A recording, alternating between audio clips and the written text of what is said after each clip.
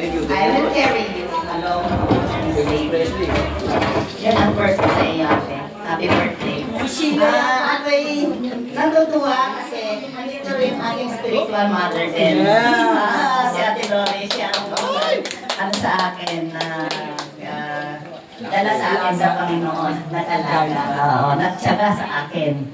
Tapos, nang umalis si Ate Lori, meron akong second spiritual mother.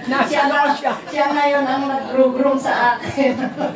Nasa loob siya. Salamat sa Panginoon dahil nagbibigay siya talaga kung may umalis, may binabalik. Yung ano. Kaya ako'y natutuwa kay Ate Erling kasi lahat ng problema ko sa kanya ko, iyak.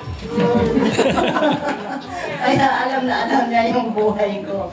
Kaya nagpapasalamat ako kay Ate Erling. She is more than a sister to me. Parang wala sa blood relation. Pero yung relationship ko sa kanya parang ano pa, beyond pa sa blood relations.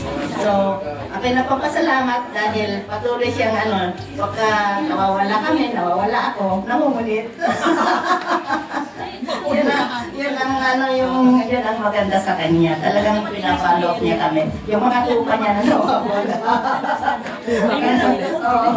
Ayun, niya, kinukulit niya. Kaya salamat Ate Erly. More years pa na itagal mo dito para marami ka pang mahalak na kaluluwa. Salamat sa buhay mo, Ate Erly.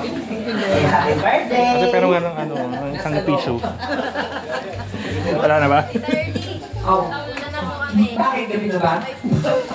Gabi na ba? Ikaw pa rin yung ano yun. Masakit eh. Kayo, gabi na ba?